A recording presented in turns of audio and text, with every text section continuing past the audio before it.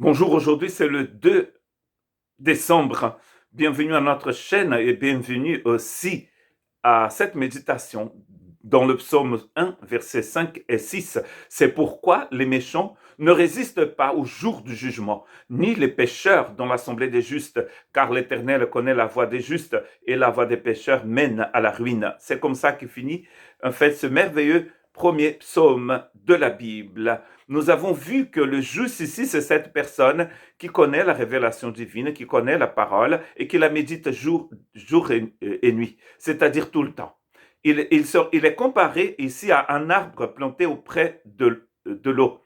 Et cet arbre, dans un pays très sec, va produire du fruit en sa saison. Tandis que celui qui n'est pas juste ici est comparé à la paille. Et cette paille est emportée par le vent, elle ne produit rien du tout.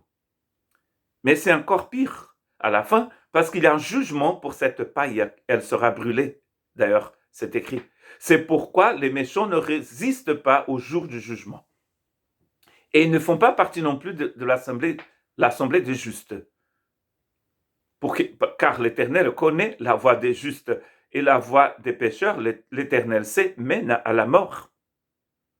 Jésus va raconter dans Matthieu 25 une parabole. Et dans le verset 34, il dit ceci: alors le roi dira à ceux qui seront à sa droite, venez, vous qui êtes bénis de mon Père, prenez possession du royaume qui vous a été préparé avant la fondation du monde. Dieu a un royaume, un monde ailleurs, à part, mais magnifique, préparé pour toutes les personnes qui sont devenues justes et qui produisent du fruit. Et cela, nous appelons la justification par la foi. Dieu a tout préparé. Dans Éphésiens chapitre 2, versets 1 à 3, c'est écrit que nous étions morts dans nos péchés, dans nos transgressions. Nous rations la cible et nous étions là où nous ne devions pas être. C'est ce que ce texte veut dire. Mais qu'est-ce que Dieu a fait? Dieu a préparé une économie, un plan, un projet pour que nous puissions devenir justes et produire du fruit.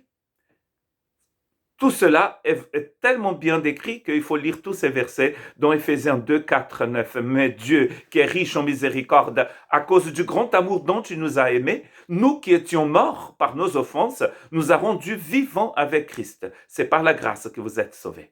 Dieu nous a rendus vivants avec Christ. Comment? Il nous a ressuscités ensemble et nous a fait asseoir ensemble dans les lieux célestes en Christ Jésus, afin de montrer dans les siècles à venir l'infinie richesse de sa grâce, par sa bonté envers nous en Jésus-Christ. Car c'est par la grâce que vous êtes sauvés. Vous voyez, il dit ça 2 fois ici. Par le moyen de la foi. La foi, c'est la clé que Dieu nous donne pour rentrer dans sa grâce. Et cela ne vient pas de vous, c'est le don de Dieu. Ce n'est pas par les œuvres, afin que personne ne se glorifie. 2 fois, il dit, c'est par la grâce. C'est par la grâce que nous sommes devenus justes. C'est par la grâce que vous pouvez devenir juste. Quand on devient juste, on a la vie de Christ en nous. Donc, nous allons naturellement produire du fruit et il n'y a pas de chemin qui mène à la mort en nous. Car nous sommes passés déjà de la mort à la vie, comme il dit ici. Christ est mort, on est mort. Christ est ressuscité, on est ressuscité. Christ est monté au ciel, nous sommes dans le lieu céleste avec lui. 2 Corinthiens 5, 21, celui qui n'a point connu de péché, il a fait devenir péché pour nous, afin que nous devenions la justice de Dieu. La justice de Dieu, c'est cette façon de vivre, de marcher, de penser, de courir, que Dieu a et que nous n'avons pas naturellement. Regardez, c'est très simple.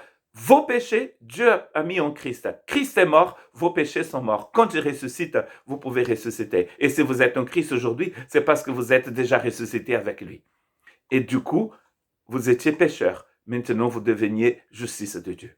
Mon dernier texte, parce que le temps passe, c'est Jean 1, 12 et 13. Mais à tous ceux qui l'ont reçu, à ceux qui croient en son nom, qui reçoivent le Christ, cette parole a donné le pouvoir de devenir enfant de Dieu. C'est Dieu qui te donne, qui nous a donné ce pouvoir, lesquels sont nés non du sang, ni de la volonté de la chair, ni de la volonté de l'homme, mais né de Dieu. Un disciple du Christ, c'est une personne qui est née de Dieu et il n'y a pas de jugement pour les personnes qui sont nées de Dieu. Que Dieu vous bénisse.